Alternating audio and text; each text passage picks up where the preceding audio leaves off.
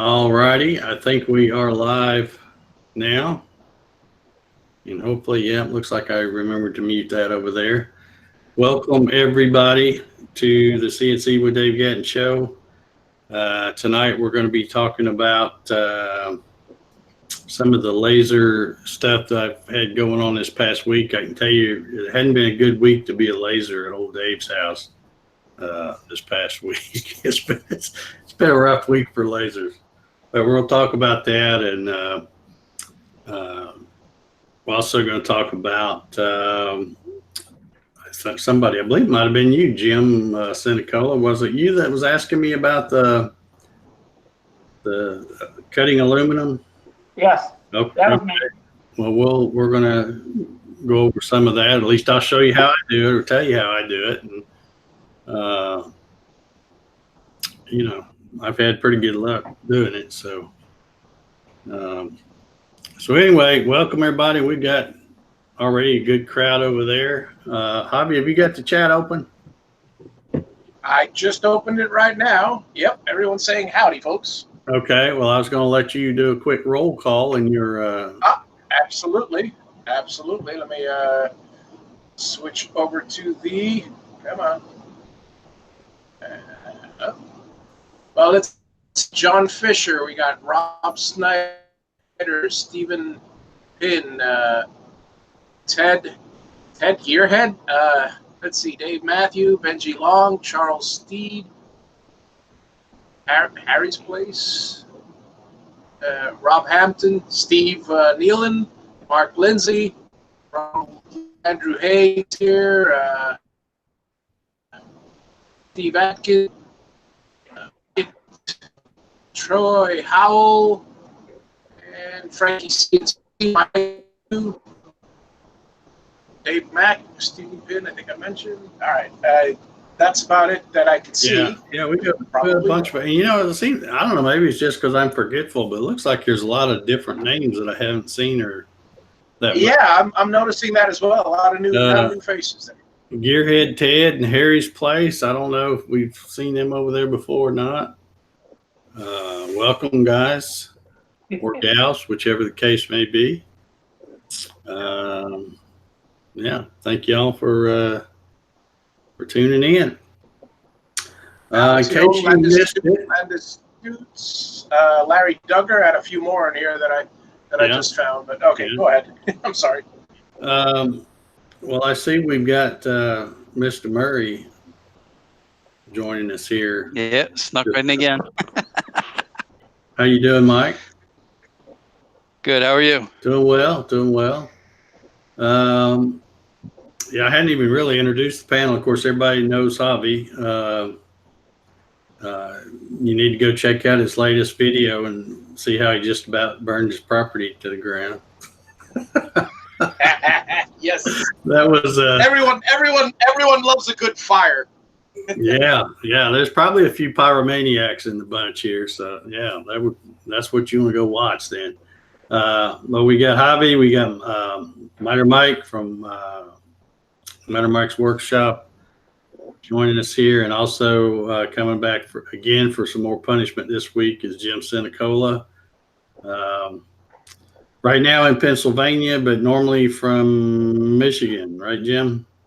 Correct. Okay. All righty. So, yeah, in case you guys missed it last week, we did the license plate guitar giveaway. That was a lot of fun. Martin Tauber, or Marty Tauber, as I know him, he was the winner of the license plate, and he picked out the Stony One plate that I had from Mississippi. So I swapped that plate out, sent it up to him. He got it yesterday. And, well, actually, I don't think he was home. He was visiting somewhere else, but it got to his house yesterday. But anyway, we will be doing another one. Like I said, in case you missed it, mark your calendars for the third Saturday of next month, July 20th. We'll be doing another one. And I'm already taking, you can already go to the website and fill out an entry form. And darn it, I think I forgot to put a link to that down in the description again, but I'll try to remember to do that after the show. But you guys know the drill. Just go to DaveGatton.com. Up at the top, go all the way over to the right where it says Dave Guitar Stuff, and come down, and you can click on win a license plate guitar. Or I'm pretty sure there's something right there on the home page when you go that says win a thing, and you can click on that and it'll take you right to it. But get you an entry filled out. It's all you gotta do is fill out the entry, and then make sure you're watching live on July 20th. And when we do the random drawing, if your number comes up for your name and we call out your name, make sure you're watching live in the chat so you can win that thing. Anywho, we're going to talk,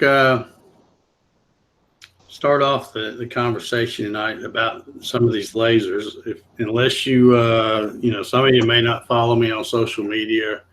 I do a lot of stuff on Instagram and Facebook, especially. But, if you saw any of my posts, you know that I got a laser from, I bought it through Amazon. It's an Ox laser. In fact, it's right here. This is the one I bought. Ordered it last Tuesday. Wait, I don't even know what day it is. Ordered it Tuesday. It came on Thursday. Went out and set it up on Friday and used it. Yeah, that was last week, I guess. And then I can't remember what day it was, Monday or Tuesday. I think it was Tuesday. I was out running some stuff and it just slowly died. It was a good one while it worked, but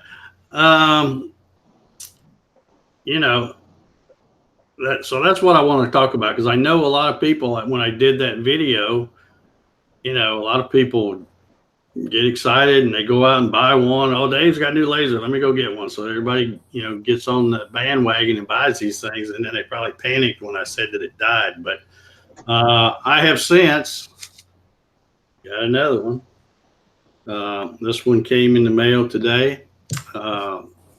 Since I bought this through Amazon, and that's one of the reasons why I wanted to go through Amazon, because, as I mentioned in the video, this was an $89.99.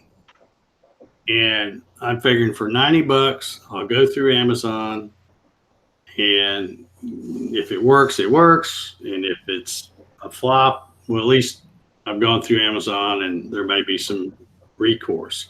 Now, I know you might have some recourse with eBay as well, but I haven't dealt with eBay in years. I don't like eBay, so I stay away from there. But anyway, so I bought this thing through Amazon, and then when it died, I went to the Amazon where I bought this, and I clicked on the whatever that link is for. I don't know whether it's called technical support or customer support or whatever. Anyway, I talked to some guy, and this is an Amazon person, some guy named Danny, and he's trying to help me. But I mean, the guy was a nice guy, but he knows absolutely nothing about these, because he doesn't work for Ox Laser. He's with him. So he couldn't tell me much. And basically what he did is he sent me the link to the website, which, I could have got that just by looking up Ox Lasers and found it myself.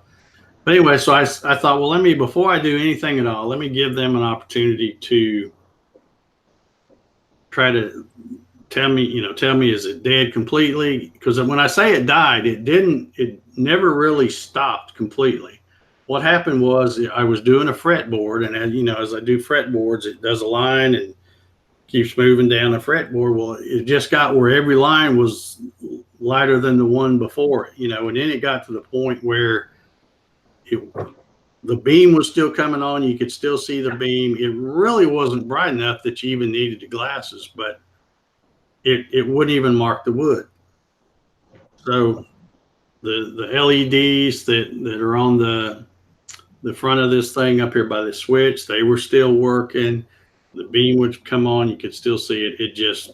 It was like you had it on at like 5% power. So anyway, so I decided, I was going to try to give them a chance to respond, and I got nothing.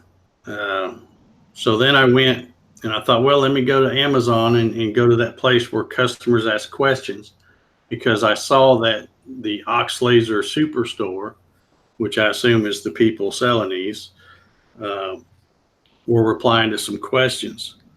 So I did that, put in a question there, and still didn't really get much of anything until well over 24 hours later. And by that time, I had already thought, well, I'm not going to hear from these folks. But with Amazon, you can either return it or you can exchange it. With Amazon, they give you, like when you buy something, you've got so many, I think it's like 30 days or something, I'm not sure. Yeah, 30 days. That you can, return it. So I thought, well, let me go ahead and request, a replacement. And so I did that. And of course, the way they do it on Amazon, it's more or less you tell them you're going to send this one back, and you still got a good while to do it. You don't have to send it back. They don't have to get this one back first and then they send you, because all they're going to do is, if I don't send this one back, they just charge my card again. So, but I've got like, I don't know, 3 weeks or 2 weeks or something like that to send this one back. In fact, I'm going to put this one in the box that this newest one came in, because I'd already thrown away the other box. And, I've already got that little barcode looking thing, and you just take it to UPS and show them that, and they take care of it and get it sent back. So anyway, yeah, it was a little disappointing that it took that person, whoever it was, so long to even respond. And so, a little disappointed in that, but really not surprised. That's kind of how it is when you're dealing with companies from China.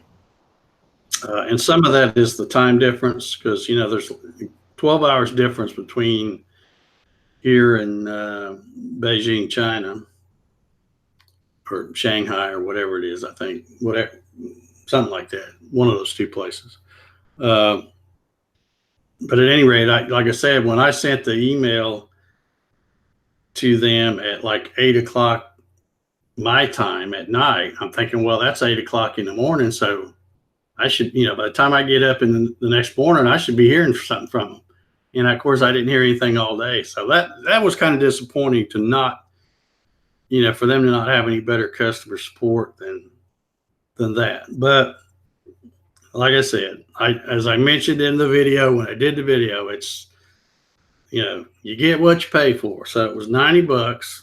And okay, now I want to talk about when I was going to that place to dig around. I told you in the video that when I got this one last week, it didn't have any paperwork at all. But I had gone to the Amazon, the page where you buy it, and in the description, I had just kind of copied and pasted this into Notepad so that I could print it out. And basically, this is the instructions on what wire goes to what and that kind of stuff. And so I did that, and then when I went to dig around some more, and I went to the questions, and there at the time there was 9 questions that customers had asked. So when I click on it, it shows 4 at a time. So I read those 4, and I'm like, well, that's not really telling me anything. So then there's a thing that says show more. So you click on that, and it shows you the next 4. Okay, and there was one of the questions that was in that first 8 was about the focus. And the guy says, and again, I say guy, I don't know who it is, but it's Ox Laser Superstore. He responded that the focus should be between 2 and 6 centimeters. Okay. And I know when I read that, I'm thinking to myself, that's kind of some handy information to know. That would have been nice to have had that either in the description, since you didn't send any paperwork, or, would it kill you to put all that on a piece of paper and send it? So anyway, so then, like I said, that was question 8. Then there was another button that says there's one more. So I clicked on it. And when I clicked on it, the 9th one was a customer that had wrote in and asked, what is a safe, let's see, I can't remember how he worded it. Something like, what is a safe runtime or whatever. And the Ox Laser Superstore question was less than an hour to an hour and a half, then turn it off and wait a half an hour. So that's what they're saying. And I'm thinking to myself, when I saw that, I'm like, man, you people kill me. That's also pretty good information in the one that I got, the first one. Now the second one the one that came today, it has this little piece of paper. And I don't know, you probably can't read it, but basically it says exactly what this is, the stuff that I cut and paste from the description. But so that's a little better, but still nowhere on this piece of paper does it show what they're saying the focus length is. And nowhere on this piece of paper does it say anything about the duty cycle. So, like I said, you get what you pay for. It's $90.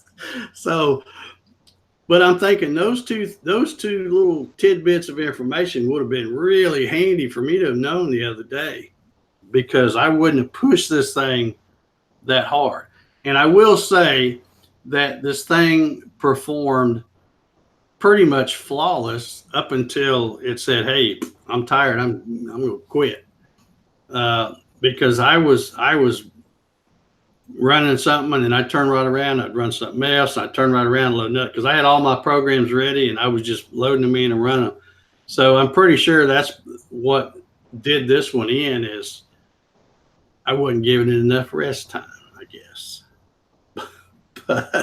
but having had a JTech photonics laser, I'm not used to having to give it any rest time, because you can run that thing. I run that thing hours and hours out there in my shop, and it's not a problem. But so anyway, so the new one came in today. But one thing I did want to show, and I'm going to try to screen share real quick if I can remember how to screen share from last week. There you go. Yeah, I got it now. I'm cooking with gas. Okay, now this is the two lasers. I took this picture. This is an overhead shot. Now, both of these pictures, the label, or what I call the front of the laser, is right here on both of them. You can see the yellow label right here and right here. But notice the way the orientation of this top is, it's different. This is the old one. And the way my plate works, my plate goes back here. So I've got my plug, and then that puts this switch and these LEDs, that the green and the blue LED that I need to see, it puts them right on the front, or which is the side of the Z box, where I can easily see them. But then I get this new one, and it came like this, and I'm like, well, why is it not all the same? So this is all turned 90 degrees. So when I put it on my mount, now this is the back. So if I put this on here, now my LEDs are, this side's kind of towards the gantry, so you can't see those LEDs good. it didn't really matter so much that the plug was here. That I was okay with that. But anyway, what I did is, and I'll stop screen sharing now. What I did is I took these 4 cap screws out, because all this is, if I can hold this just right, this is a cap screw, probably, I don't know, whatever that is, 1.25 inches, 1.5 inches or something. And then all this little stuff is sandwiched. So I just took that out and turned it 90 degrees so that now it's like my other one. See, now this is the front. There's the switch with the LEDs, the plugs to the back, and it's basically just like the one I had last week.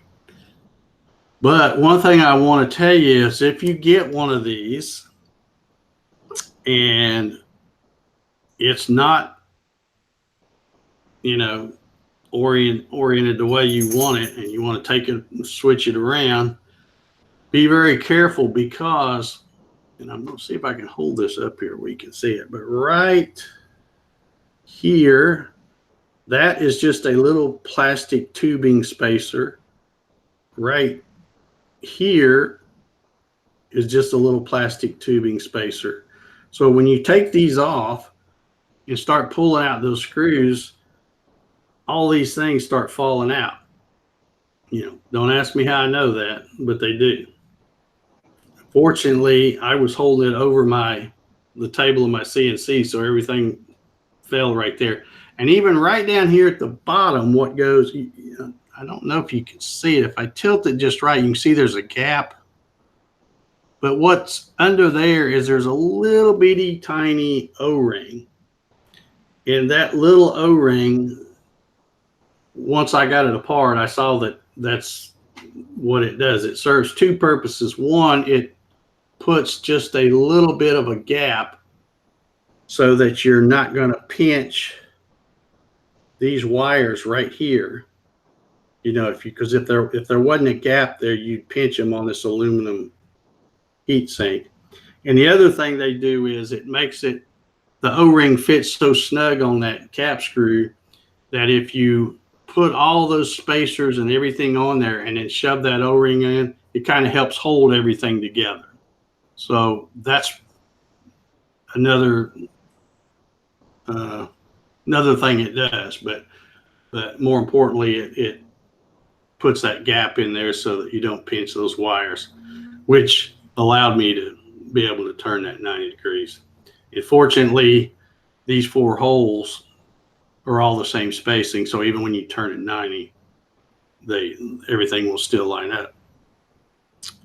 So,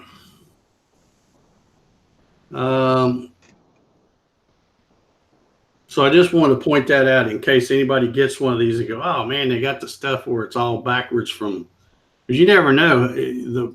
I can't understand why they would put them, you know, basically got this one last week and got this one, you know, just a few days later. So already they're different. So you never know. You might get one in the darn switch that got turned around here where it's against the back or something. But you can't swap those around. You just need to be careful. And like I said, if you go take that apart, make sure you're over something where stuff's not good. Because if you ever drop some of that stuff on the floor, you're probably never going to find it. Dave, you got a question from another Dave. If it will cut 1/4 inch balsa wood, that particular laser. Well, sorry, 1/8 inch balsa. I'm not going to say it won't, because if you, just like a router, if you wanted to make enough passes around that, you probably could burn through it. But these things aren't really made for cutting. These are more for engraving. You know, will it cut? Yeah, it cut cardboard or stuff like that. Again, if you make enough passes, you can do it. But that's not really, these things aren't really for cutting. Yeah, for that, for cutting, you're better off looking at like a 40-watt, like the K40, which is in the $400 range, and it's a small unit, but it's meant for that purpose. Yeah, yeah. These are, like I said, these are more for engraving and doing photos and stuff like that. So, uh, anyhow, that's I think that's pretty much all Hey, I was Dave, sure. Yes. you might want to say that there's several different models you can get: 2.5, 3, 5, and 7, and Yeah, there are links down in the description. Of all four different types of these. There's a 2.5, a 3.5. A 3.5 is what this is. A 5.5 and a 7. Now the 7 is not focusable, is what they say. I wasn't even sure that was a word until I looked it up, but I guess it is. It just doesn't sound like it would be a word, focusable. But anyhow, and I guess, but what that means is you just can't adjust the focus here, but you would still be able to focus it by raising or lowering your Z, I presume. But anyhow, so one reason why I want to talk about these is, like I said, I know there's a lot of people that have already bought them. Maybe not the exact same one I bought, but one's very similar and all that. So I just wanted to relay. I'll still be doing a review video later on once I've got some more hours on this thing. I have ran this thing. I've probably run it hour or so. Ran 2 or 3 different fretboards earlier just to test it out, and then I did some basically dialing in my fixture that I use. I needed to do that. But once I really had this a while and feel like, yeah, it's a piece of junk, or yeah, it's pretty good, I'll do another video and do a review. I was actually the day that it passed away. I was actually out there that morning doing a video showing, and I'll still eventually edit the video. I just hadn't had time to edit it. But I was shooting a video showing my method for determining the offset from the laser to the spindle. So I don't know, a lot of you folks that are getting these, I don't know how you plan on setting the zero. I've showed before on my other one out there that you can simply just, put like 5% in the spindle speed, which is going to be the laser power, and then just hit the spindle on button and, come on at low power, and you can see the dot and you can move it around, jog it around and set the zero that way. But I decided, because I kind of changed my mind thinking that, first I thought I was going to make this mount where you can pull it off and, I'll just pop it off every time and get it out of the way if I want to use my spindle.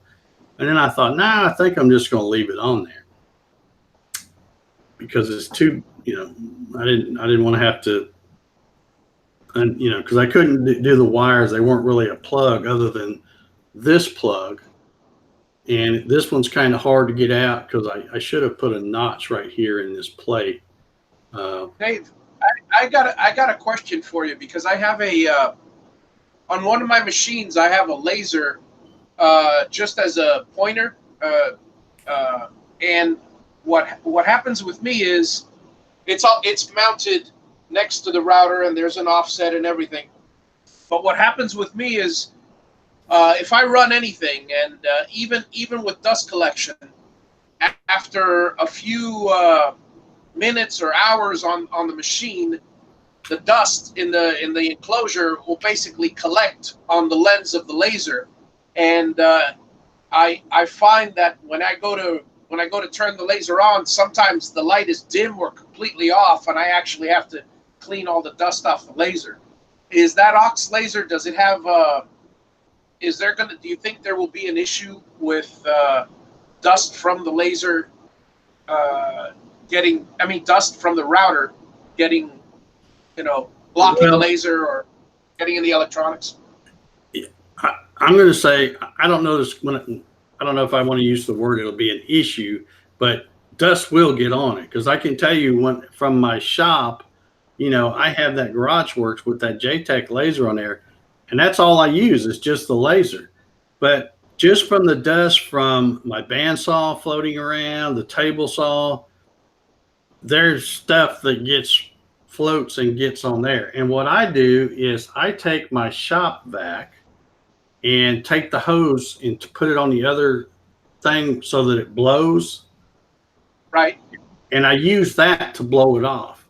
Because that's okay, that's so a kind of little like can of dust off would be a good idea then. I didn't hear what you said, Javi. So a little can of dust off might be a good idea to keep. Well, yeah, you could do that, or of course, a lot of people have compressors in the shop. I've just never liked a compressor because that's a little bit too much air. I'm afraid it'll, you got to remember to hold your finger on the fan so that it don't spin the wrong way and mess something up. So I just used my shop vac was right there beside it anyway. So I just moved the hose so that it blew, and it blows hard enough to blow the dust off. So I suspect that over time, this thing will get dust, just from just riding around when the spindle's running. But anyway, I just decided I wanted to leave it on there. Yeah, Todd's hey. Sorry, that's my security team alerting me that something's going on out there. Yeah, Maybe you didn't like you get some comment. kind of you could probably just take a piece of tape or something if you wanted to stick over it. I mean, anything to keep it covered, I guess. But I'm going to go through the procedure that I use, and I don't have, since I'm not out there at the machine, you'll have to wait for the video to come out. But I'll just do a quick diagram or something on a piece of paper here. And Keith was asking a little while ago. He had trouble connecting it through his Gecko 560, 540, but he could connect it directly. He wanted to know if you had any ideas.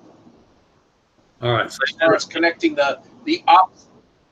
Keith had a 5.5 aux laser, Yeah. and he had a question a little while ago that he had difficulty connecting it through the Gecko controller, but not. But I think. Let me see. He got it. I see his question. Yeah. He got it there. Man, these things are. When he bypasses the Gecko, it works, but not going through it. I'm not real sure with the Gecko, but I mean it should work pretty much like anything.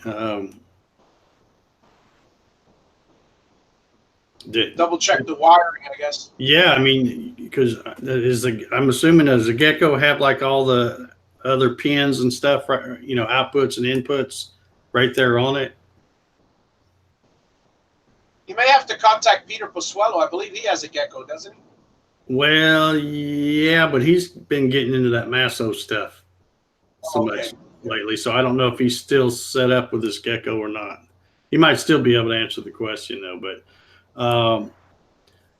And also make sure, are you just hooking it up to the pin and not the other wire, not to a ground? Because, if you're using that setup, like with mine, I had to put what comes off of the laser as the yellow wire is for the PWM. So I had to connect that to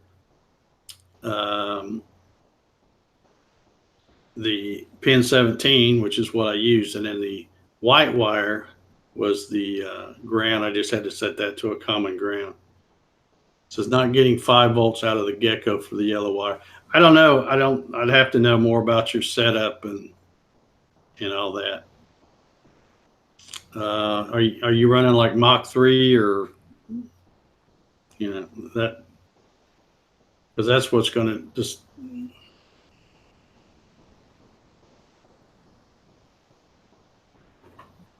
Yeah, Dave Matthews says you had to change the parallel port mode to get enough current. Yeah, if you're using a parallel port, you're probably not going to get enough to get 5 volts out of it. Yeah. Yeah.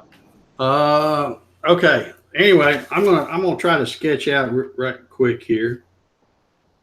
Most of this will look familiar, but I thought I would just go through this.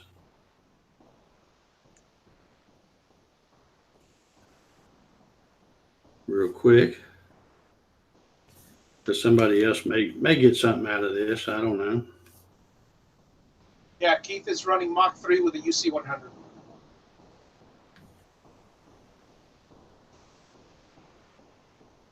Oh, with a UC 100? Well, that's exactly what I'm using. I mean, I'm not using a Gecko, but yeah, you just got to make sure you get all your settings in Mach 3 correct. You know, you got to have that pulley set. You got to have the PWM set. And of course, it's got to be wired right. Okay. So what I decided to do, and again, if you don't want to pay attention to this, you can go back to watching your cat video and just watch my video when it comes out Monday or whatever, or whenever I get around to doing it. Anyway, this is kind of how, this is an overhead view. This is my spindle, which this is where normally I set my 0. And of course, my laser is over here on this side. So what I need to do is, since I decided I'm going to kind of semi-permanently leave this attached, I thought, well, this to me is kind of hard to see when you're trying to set the 0, because if you're trying to turn the beam on low and get it to a spot, and especially in my garage in there, a lot of times the gantry is casting a shadow over the spot I need to see or whatever.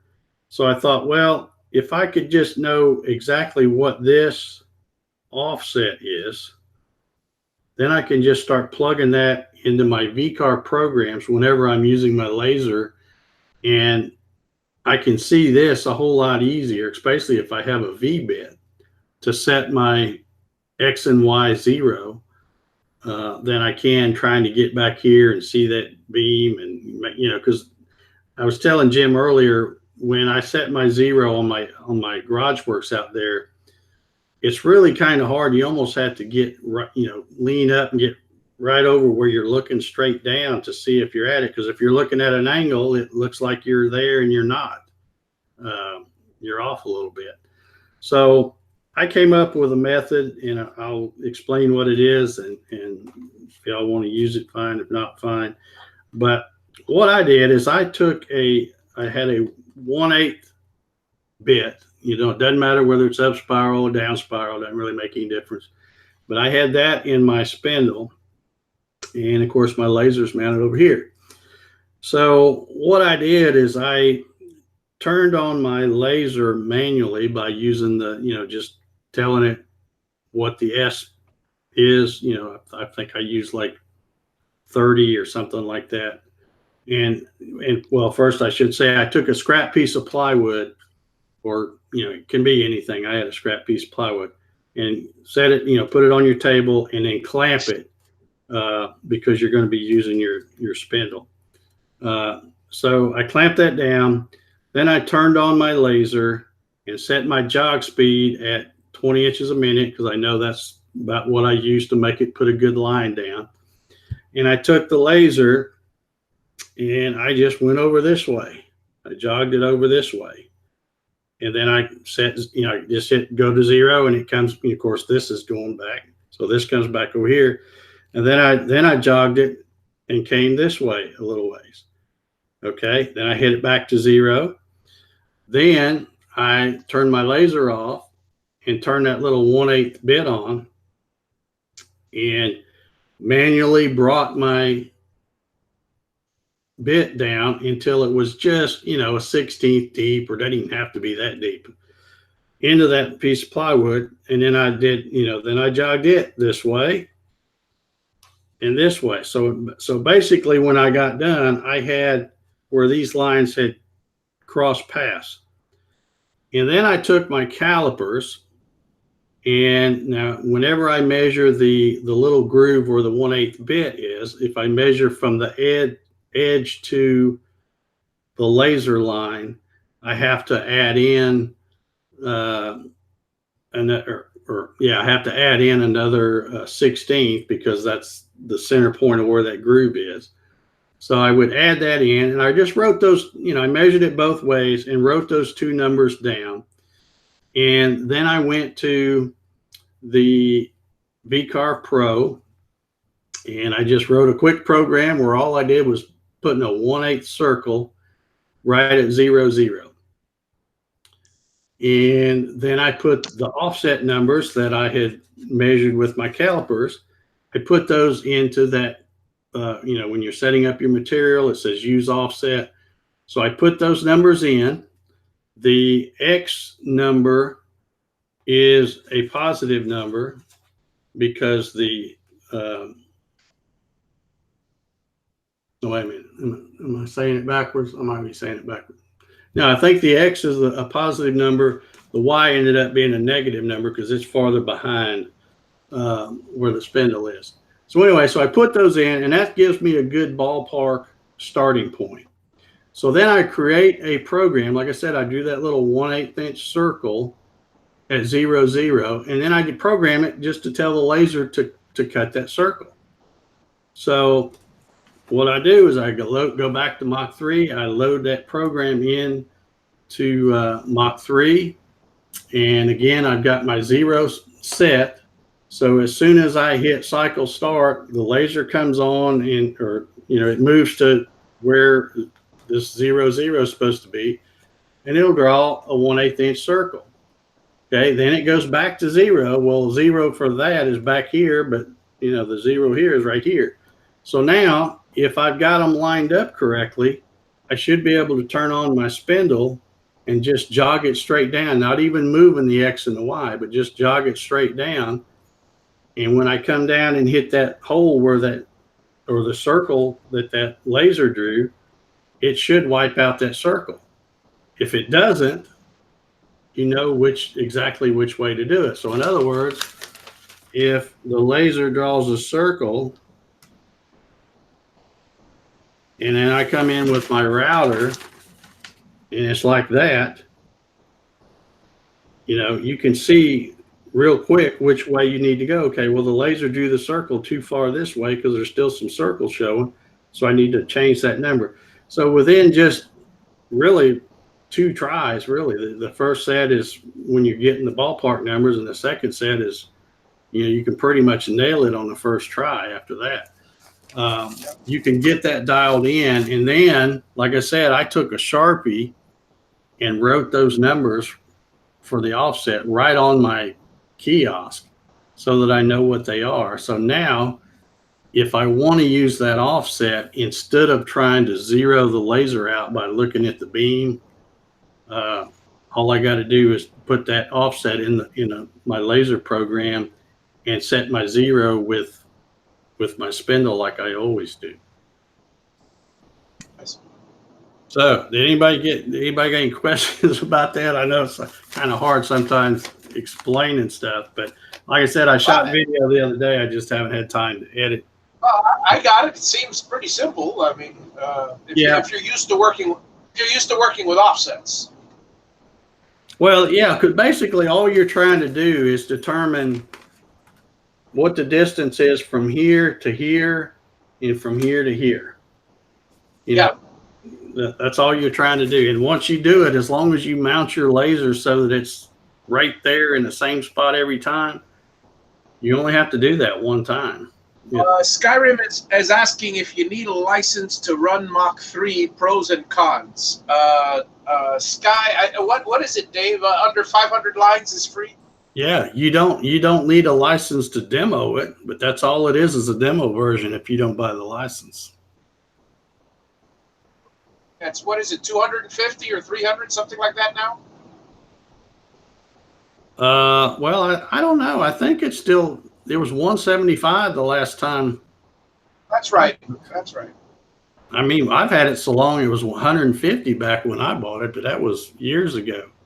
But but yeah, and I can tell you from, if you're brand new, I don't know who Skyrim is, but if you're brand new and just trying to learn a little bit about CNC, you can get the demo. But if you got a machine and you're ready to start playing around, moving it around and cut stuff, you might as well go ahead and get the license, because you're not going to get too much of anything with only some of the line limit.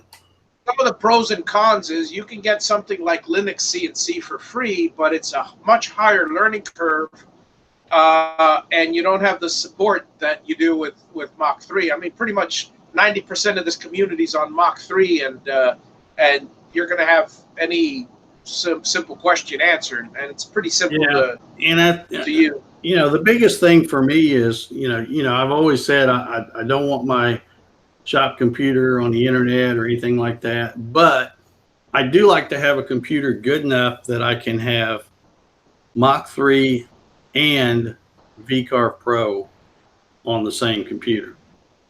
Yeah, it just saves a lot of steps from having to, I take something out there and I go, oh, I forgot to do this, and instead of having to come back in the house, I can just pull it right up on that computer and fix something or whatever. And I'll tell you, for the price, it's phenomenal. I have I purchased a very expensive machine some time ago, and it came with WinCNC, which is a $1,000 or $1,200 program, and it's almost identical. I can pretty much, when Dave's talking about Mach 3, I can go to the WinCNC. I mean, so apples to apples, you're gonna, by buying Mach 3, you're buying a very powerful program for a fourth, if not a fifth, of the cost of the others. Yeah, and I know there's a lot of big fans of Linux CNC and all that, and I get that, but you're still going to need another computer to run VCarve Pro or whatever you're programming in, because VCarve Pro doesn't work in Linux, right? Right. Windows based only, I think. Based only. I have a Windows emulator on my Mac just to design in VCarve. So that's the thing, because when you're talking about free stuff, you're not just talking about a controller. You're going to be getting some kind of software to program stuff. I mean, unless you're one of them gimme guys, every time somebody posts a thing, gimme that file, gimme. I don't know, but Patrick. Oh, sorry. I thought I was on mute. Yeah, it's $175. You were thinking out loud again, Mike. Yeah, I know. I got to stop doing that. But Mach is 175. But all right. So, does anybody out there have any questions about the doing the offset thing, or I guess everybody got it? Or they're probably just going, I'll just look at the beam. Too much trouble. And I also, when you set that up, you have glasses on, or you only put your glasses on when it's running? What's that now? Do you have to have special glasses while that's running, or it's not strong enough? If you're gonna look that way, you need to. Yeah, this is a new one that came. I hadn't even unwrapped these because these are going to be going back when I return that other unit. But you get these cool looking red glasses. Dave Matthews also points out that using Wine, which is a Windows emulator, on Linux, you can also, if you use a Windows emulator, you could run Aspire. Well, see, I don't know anything about that Linux stuff. So if there's a way to do it, then go for it. If you're, if you're based on Linux, yeah, you're better off. But 9 times out of 10, I mean, I got to tell you, my machines, I have a dedicated Windows, a cheap run-of-the-mill Windows computer for the controller for Mach 3, and when it comes to the design software, that's where I use my high-end computer. But I definitely like to. I mean, you say you like to put both on one computer. I'm all for that. Except if need be, if you do have a really expensive computer as your desktop, nice clean room where you don't have any dust, I recommend that to be your design computer. And buy a cheap IBM, cheap IBM. Listen, I'm telling my age. Buy a cheap PC for Mach 3. I mean, it doesn't take much. It really, an old Pentium. This computer I'm sitting at right here doing this show, this is my office computer. This is mainly where I start out doing my programming, and then I put it on a thumb drive, take it out there. But that's what I'm saying though, is whether I'm out in my shop or in my garage, I still like to have a computer, and it doesn't take something that's super powerful even for that to run VCAR.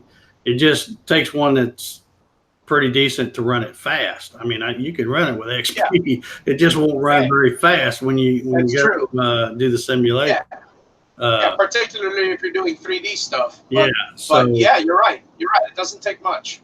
But yeah, it's just nice to be able to pull it up, sit comfortably at a desk, without having to go back and forth and all that.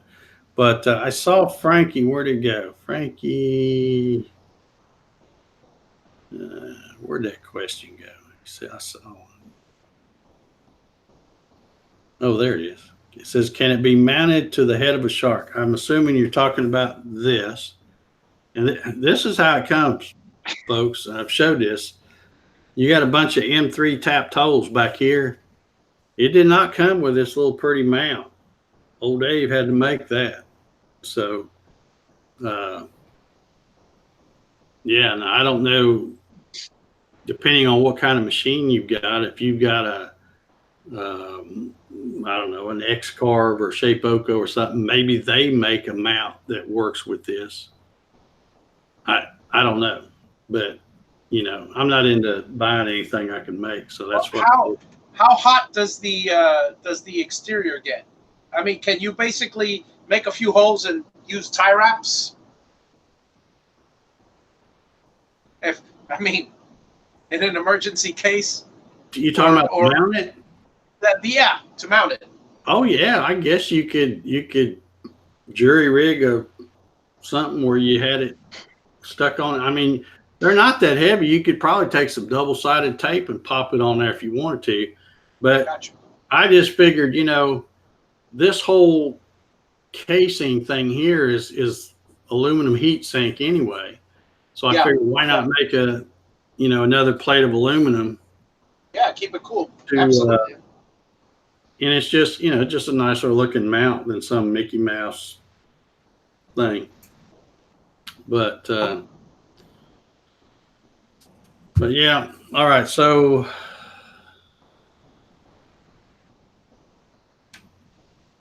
let's see. Why not CNC says, "Hey Dave, do one of the guitars behind you have my name on it? They look great." Well, I have all for sale on my website.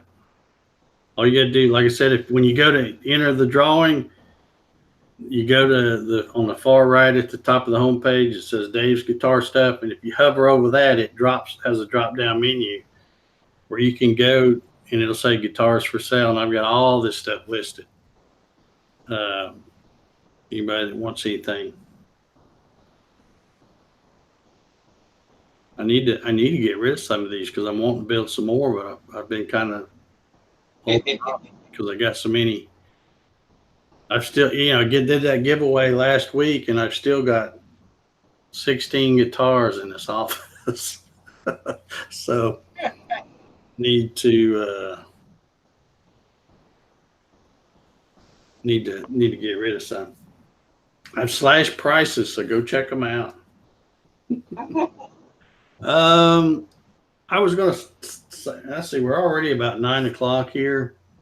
I was gonna let y'all know. Some of y'all that follow me on social media may already know this, but I'll go ahead and add to my little laser killing story here. Like I said, this thing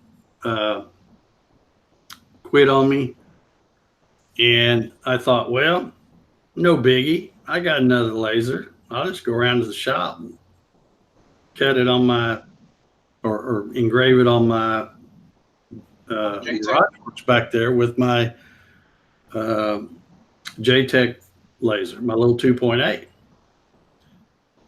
Well, I go around there and I put a blank, because I got two fixtures. I got one for that machine and I got another one for that one. So I keep them on there all the time so I don't have to move them. So I set a fretboard in the fixture and I hit the button, and I, like always, I turn around and go do something else at the other end of the shop, and it finished that first one. Did a beautiful job. In fact, I think I shot some video and posted a little 10 or 20-second video on Facebook or whatever about that. And then I turned around and stuck another fretboard in there, hit the button again, walked off doing something else. And every once in a while, I walk, I'll grab my little pretty red glasses and go back over there and check, make sure it's working.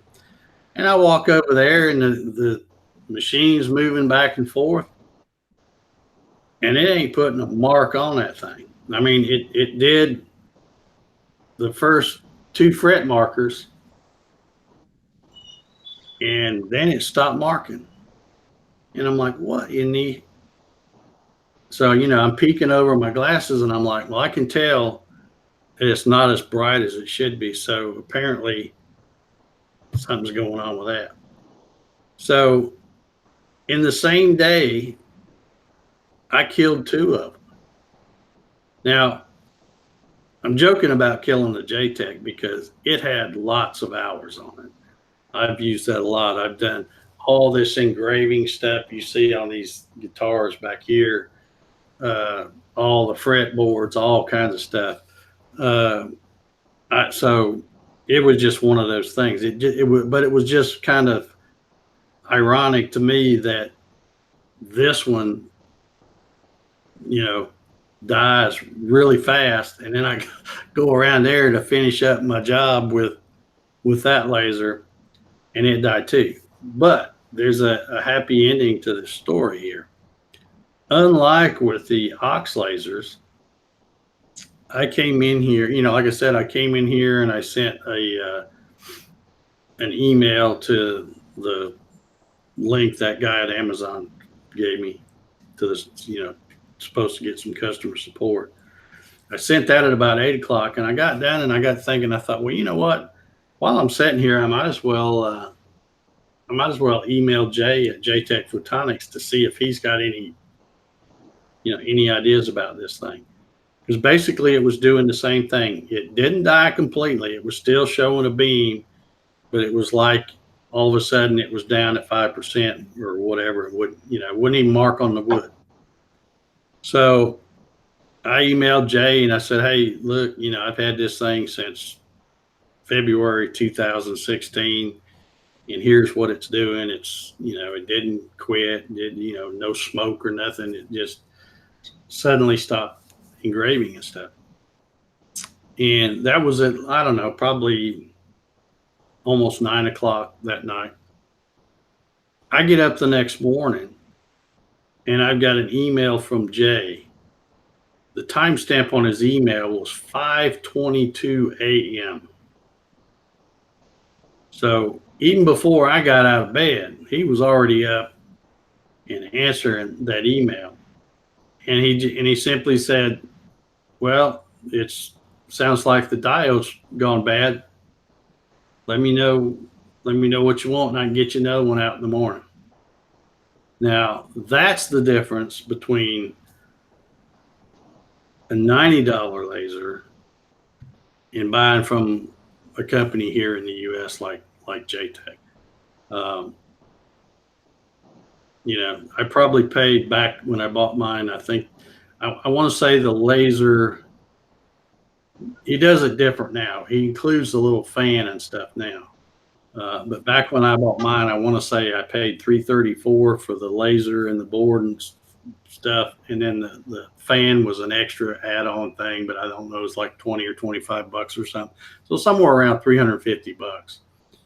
But like I said, the thing has, I've done all this work back here with it, and this is only a small portion of it. There's lots more that you can't even see. And just, yeah, no big deal. I'll send you another one. So that is, I'm not saying go buy a JTech, but I'm just saying you won't go wrong if you go buy a JTech. I'll tell you that much. They're a little pricier, but that's the kind of, and really, I didn't really expect him to do that because like I said, because I've had 3 years. It's not like, and I don't know how many hours you're supposed to get out of them. If it's 500 or 1,000 hours or what, I have no idea. But and if it is, I know I don't have that much on it. But still, that's some quality customer service right there. Just say, hey, just tell me what you need. I can send you another one. And he sent it. Like I said, that all happened Tuesday night. I got up Wednesday. I emailed him back, and I just said, well, all I need is that little 2.8. I don't, because he was asking me if I wanted to try some of the newer ones and stuff. I said, all I need is a little 2.8 because I'm happy with it. It does a great job. So he sent me the new in priority mail. I got it yesterday, so I actually got it before I got the new one of these. So anyhow, I'm just saying. They're both, and again, I'm not going to knock these because, I think these are good little lasers considering the cost.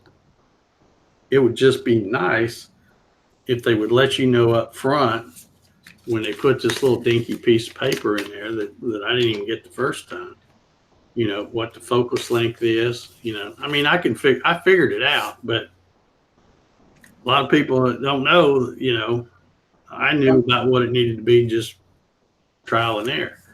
But somebody that's brand new, that would have been a handy little tip. And also the duty cycle information, might have been a good thing. But it don't really bother me that it quit after, that 2 or 3 hours that I was using it, because I was pushing it hard.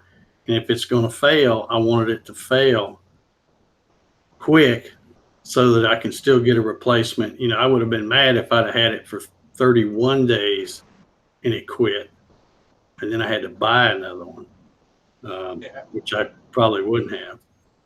But since it died quickly, and now I know that, it's not the quality of a JTech.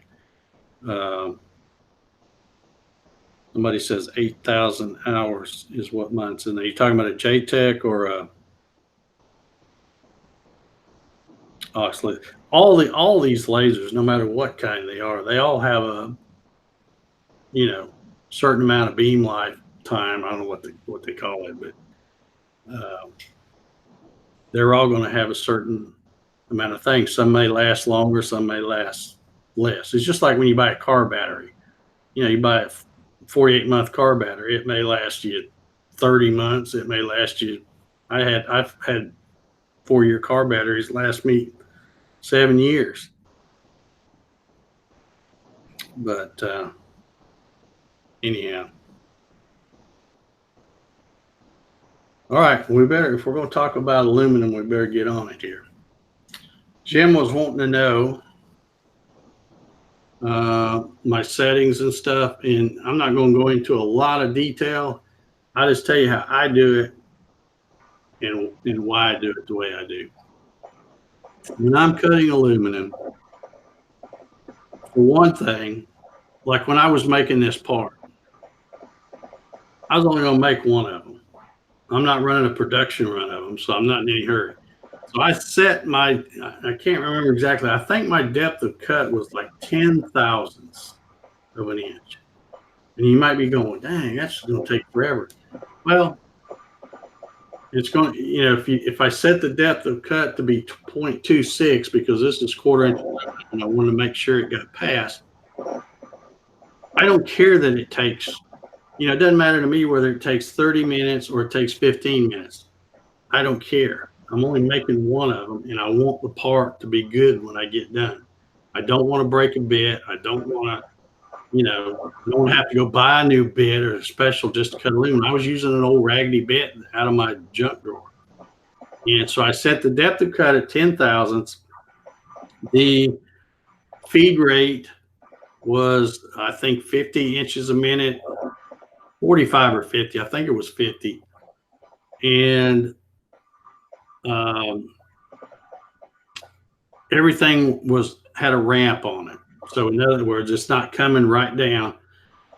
Everything, even these little pockets, I'm doing these keyhole slots, had a ramp. So it's coming in real slow and going back and forth, and then until it gets to that 10. And you imagine how slow it is when it's only 10,000 depth to cut. Now for these holes here, I got a screwdriver here. Let me just pull this back up real quick.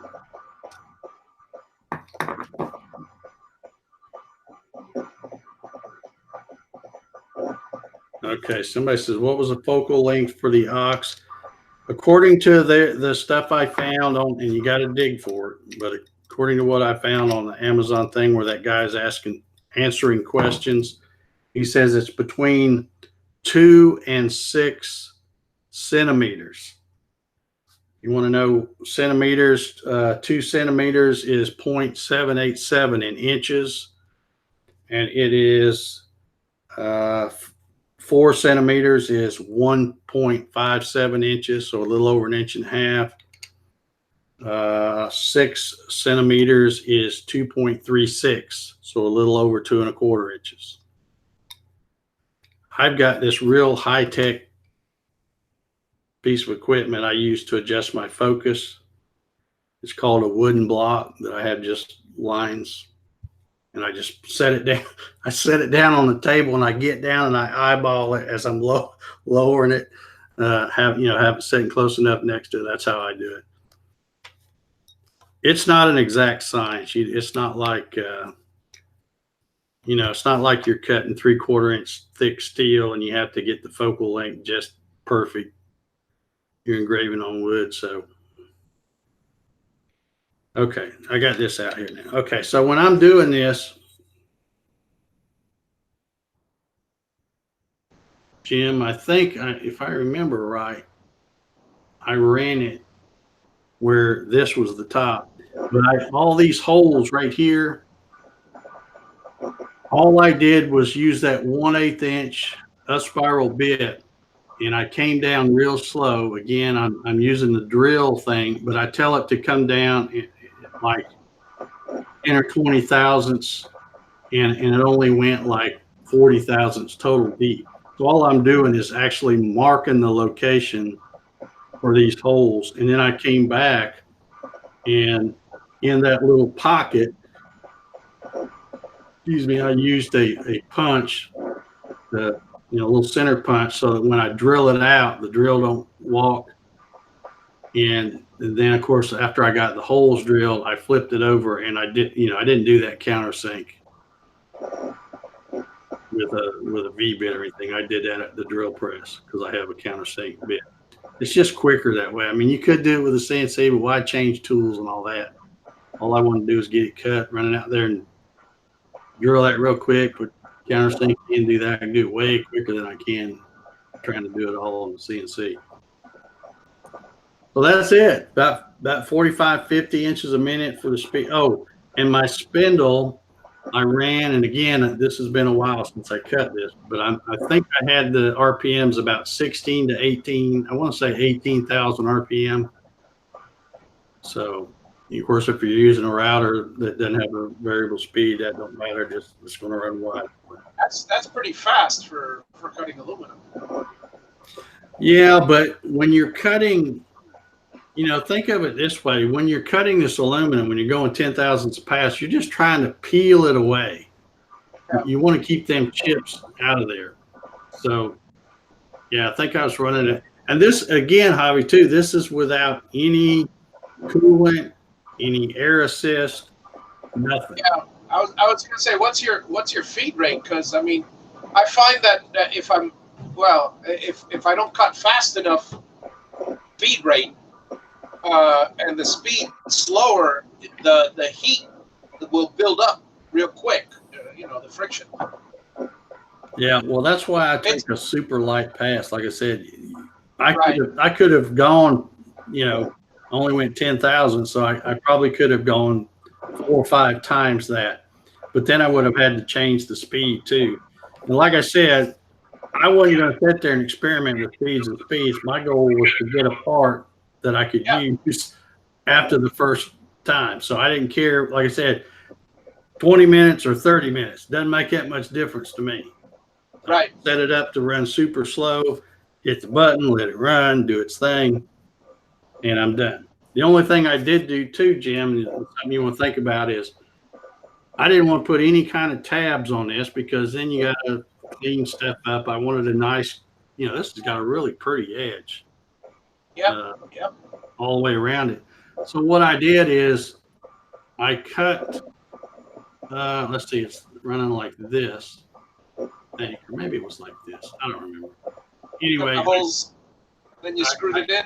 Yeah, I cut the keyhole. Raise it a little, Dave.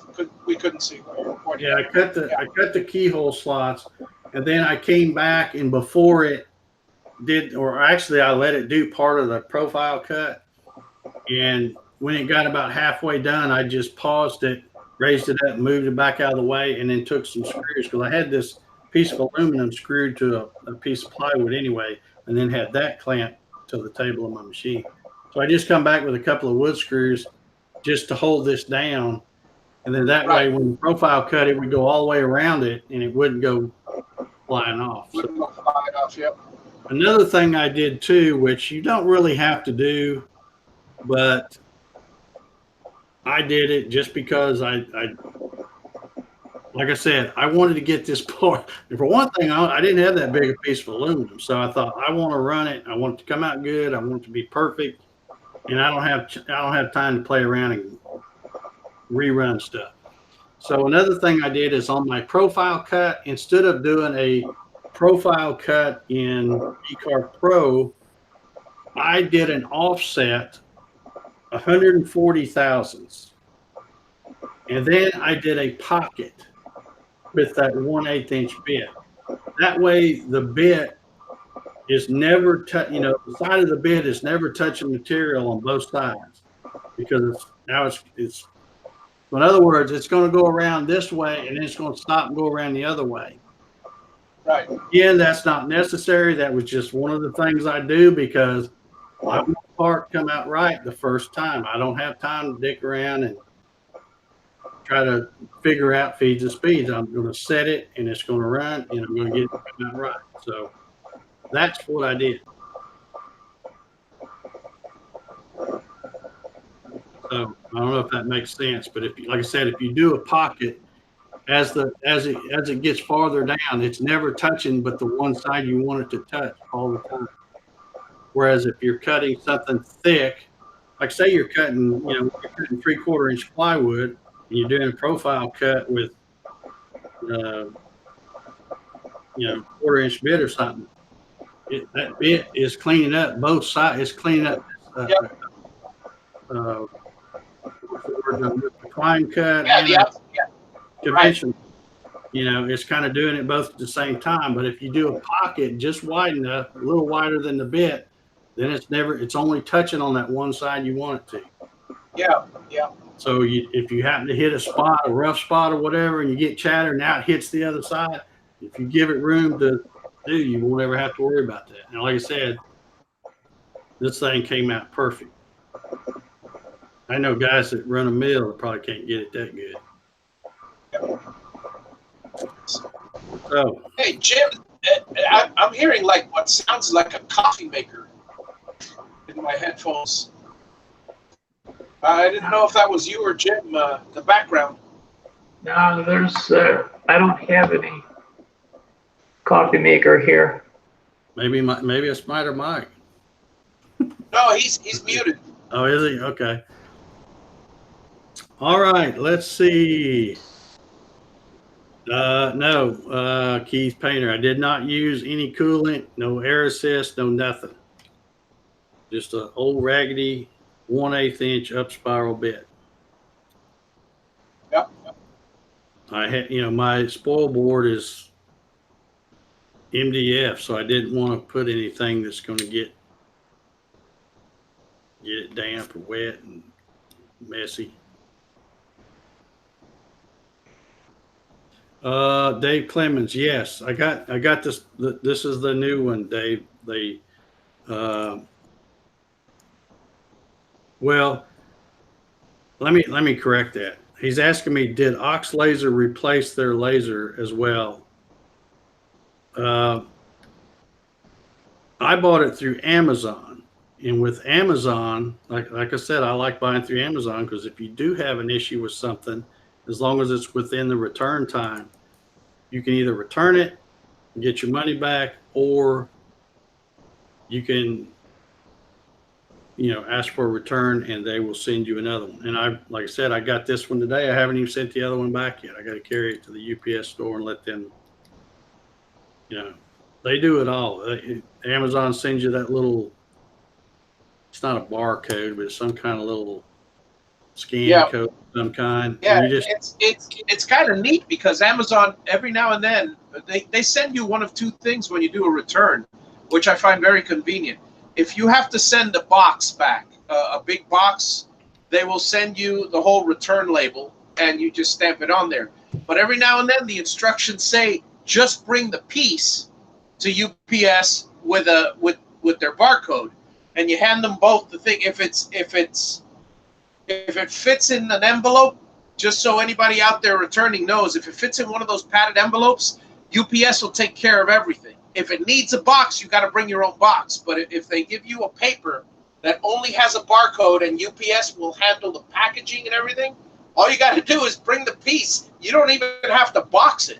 They'll take care of it at UPS. And that's what my instructions said. It gave me that little scan code and it says, show that to the UPS people. And I was at the UPS store yesterday shipping something. And I asked Tiffany, the little gal at the UPS store, and I said, I was telling her, I said, I bought something off Amazon and it's got to go back. And they said to show you that. She goes, oh yeah, I know how to do all that. We do it all the time.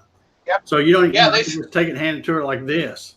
But right. I did get, since the new one came in this box, I'd already thrown this box away from. Right. I'll go ahead and put it in the box and stuff and take it. Yeah, and they appreciate that because if it's small enough to fit in a padded envelope, they'll throw it in and label it, and it's done. But if it needs a box, then they will either sell you one of their boxes, or you have to bring in a box. Or the third option is if Amazon actually gives you a full return label, then you have to box it yourself. So, but that's pretty cool. Keith Painter was asking what a focal length was. Did you answer that for him, Dave? I wasn't paying attention. Yeah, 2 to 6 centimeters.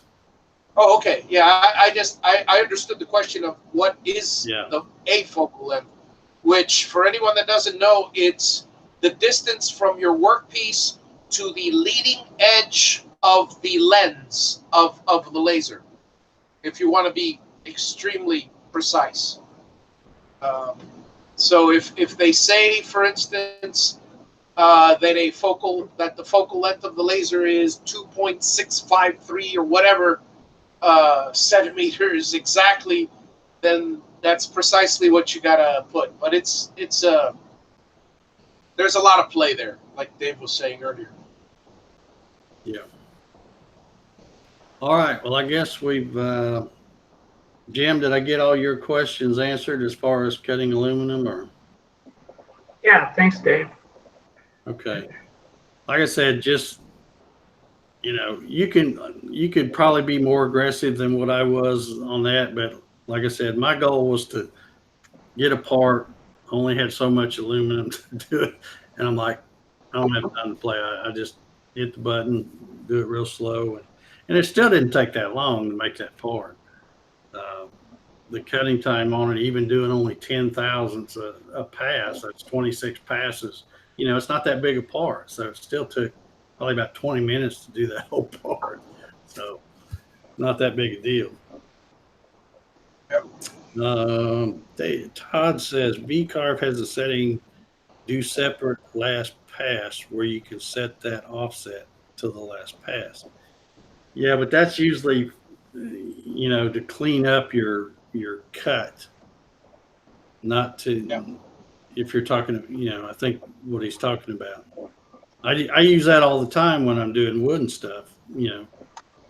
I tell it to offset everything 5 thousandths, and then it'll cut 5 thousandths closer and be right on the line when it does that final pass. It kind of helps clean up the whole edge. But for this, I was trying to keep that bit from doing, cutting both sides as it goes down. So it was just easier to do a pocket. It takes a little longer, but like I said, my goal was to get a good part, and I did. So, any other questions or any,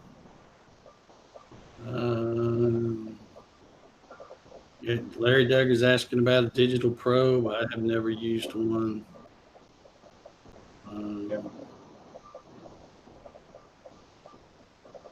Okay, yeah, you already handled the focal length question. Yep. And like I said, I didn't bring it in here, but it's basically a wooden block that's about 3 1/4 inches tall. And I just took my tape measure and drew some lines, and now I can set it on the table beside. 3 1/4. Wait, 3 1/4 inches or 3 1/4 centimeters? The whole block is about 3 1/4 inches, but I've got lines on it at 2 inches, 2 1/2. Oh, gotcha. I just set it beside this, and then as I'm raising and lowering this, I get this lined up with whatever line. Like right now, I'm running mine about 2 1/2 inches. Right. Because when I first put this new one on, I turned it on and was, just basically moving a little bit, test it, and it was like the beam width was like about a 1/2 inch wide. It wasn't focused at all, so I had to turn around and focus it. So, like I said, they say 2 centimeters is 0.787, 4 centimeters is 1.57 inches, and 6 centimeters is 2.36 inches. I probably got mine a little tall, but when I was running the other one, I was running at about 3 inches, and I still got nice crisp lines out of it. So, all right. Well, we can't help you with any digital. You call them digital probes. I know a lot of folks bought that. A box laser. They might not have bought the 3 1/2 watt that I bought. A lot of folks bought them after I put that video out. And then I felt a little bit bad when this one died, because I'm thinking, man, all these folks ran out and buy them. But I said in that video that was not a review video. I had to get some hours on it before, and I would be doing a video later. But I still think you're in okay shape. Just be aware, and that's why I kept bringing it up. Be aware that they're saying the duty cycle time is hour to 2 hour and a half. Yeah, hour and a half. Then tops. cut it off for 30 minutes. And there's something I thought about too. I'm thinking, well, and this is kind of crazy thinking, I guess. But you buy a 2.8 JTEC laser, it's about $350. Well, for $350, you could buy about 3 1/2 of these. Yep. So you could almost buy 3 of them and run one until you think you're getting close to that time, and then stop, unplug it, because it's got that easy plug right back here. Yeah. Put another. If you had mounting plates where all you had to do is go ahead, that's a little silly, but I'm saying, you could do it, I guess. But I think I'm going to be okay, because now that I know kind of what the limitations are on this, I'll know what to run. And anyway, the stuff that really takes a long run, like I was, in one of the shows a while back, I was showing you how I did that. And this is not in Mach 3. This is in a UC CNC software. They have kind of a built built-in plug-in that does laser engraving of raster images, just regular photos. So anything that I'm going to do with that's going to take a while, I have to do out in the garage anyway, because my UC CNC software only works with the UC 100 CNC motion controller that it's registered with as far as the license file. So I could not load UC CNC software on my computer for my Gatton without bringing that UC 100 from that machine out there back here, because it'll only work with that one machine. Whereas with Mach 3, the UC 100 will work with any of them.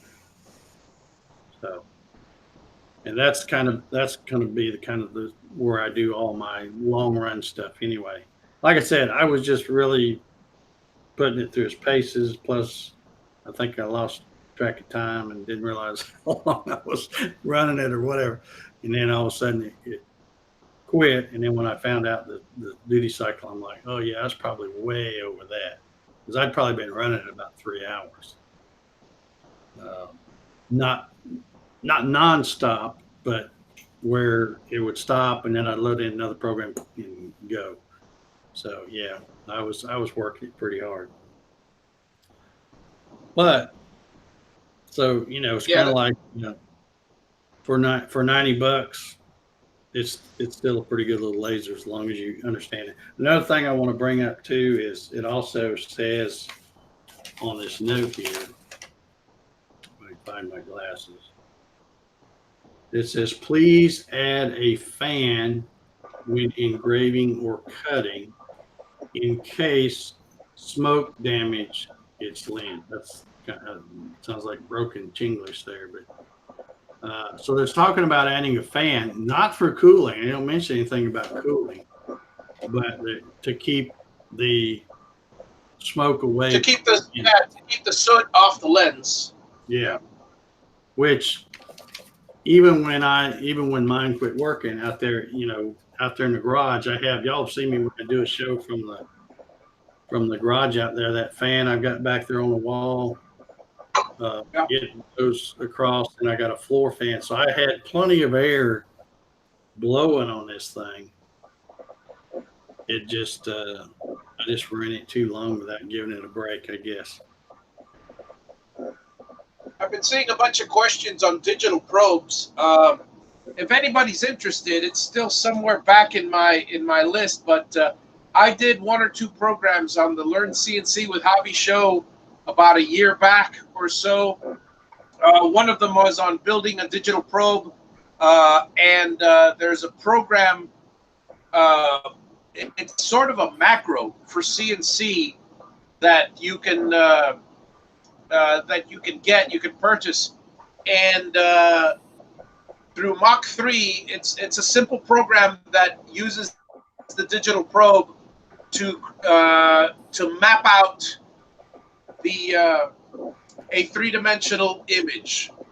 Now, you'll have to know what to do with a mesh, which is a mesh, which is a bunch of XY points. You could use it to recreate. It gets real in depth, but watch the program if you need any more explanation, because it does get to be a little complicated. Yeah, that's pretty serious stuff doing that, and it takes a long time, right, for that to go over something. It does. You start by setting the exterior dimensions, and it will go out and it will come in from different angles to get the exterior, and then little by little it will actually go step by step. And you're talking, depending on the resolution you use, you're talking maybe 1/1000th of an inch. You imagine taking, say, a cup, 1/1000th of an inch points from every angle. It's quite tedious. Yeah. I mean, obviously, you could take a smaller resolution, but then you'll have a bunch of straight angles. Well, you know what I'm saying. Yeah, Todd says sort of like a grid, and It's exactly, yeah. You know, but the more points you get, which is going to take longer, the more accurate it's going to be. Right. And you could actually use the points directly by if you do want to take the time, if it's a complicated pattern, let's say you have a mold of your face and you put it face up, and it goes through the complexities of 10,000th of an inch. If you have all those XY points, you could just run your CNC on those XY points. And in the end, it'll just be a little bit of sanding, but at 10,000th of an inch resolution, you're not going to have much sanding. But again, yeah. Yeah. Also, I guess I should say I've had quite a few people ask me about this mount. I guess I'm going to put the DXF file. Dave, there was a question earlier on how did you mount the laser to that mount? Well, Screws. Are there some screws there? Yeah, I four I can't. countersink holes, and Gotcha. I basically took this and brought it in here and took my calipers and you know, picked 4 holes that I wanted to use, and I'm using well, you can see there's, I think you can see there, that one, the 2 lowest ones on the corners, and then these 2 right here. I just picked 4 and, you know, use calipers, and I'm used to reverse engineering stuff anyway. So, but you got to get it pretty close, because especially because you're going to put a countersink on that hole, it's got to be pretty close, because if you're not, when you go to put that screw in, the countersink of the screw, the head of the screw tries to move it. So you got to get it pretty accurate. And you can see I nailed it pretty good right there. But that's why I'm almost hesitant to give people the file, is because I don't know how accurate these are going to be from thing to thing. I mean, my 2 matched up, but, you know, we're talking about something made in China. So, I don't know. I can put the file out there, but again, if you're going to make one of these things, aluminum's probably your best bet. You know, I don't know what y'all going to make that out of. You could probably use, you know, like the mount that I made for my JTEC is out of HDPE, but aluminum's the best way to go if you're going to do it, because that way it just kind of like adding more heat sink to it. All right, I guess we're going to get out of here. It's about 9:30. Everybody's probably done gone to sleep. This boring discussion. Y'all are sick and tired about lasers, let me know. We'll quit talking about it. I just, you know, because I'm, you know, got that one, and I know a bunch of other people on it. And I can tell from my Amazon thing that a bunch of people use that affiliate link and bought a bunch of them. So I appreciate that. But if you're going to get them out there, get out there and use them. Make sure that if they're going to fail, they fail within the first 30 days, so you can go through Amazon and get your replacement, or get your money back without any hassle. All right, I guess we're going to get out of here. Mike, thanks for popping in there. You want to give us a quick McKenna update before we get out? We did last chemo Monday, the 24th. Everything went good. The 9th, we go back. She gets all scans, CAT scan, MRI, ultrasound, echocardiogram. And then the 15th, we go back to have her port removed. And then she gets to go on her Make-A-Wish trip from July 20th to July 30th.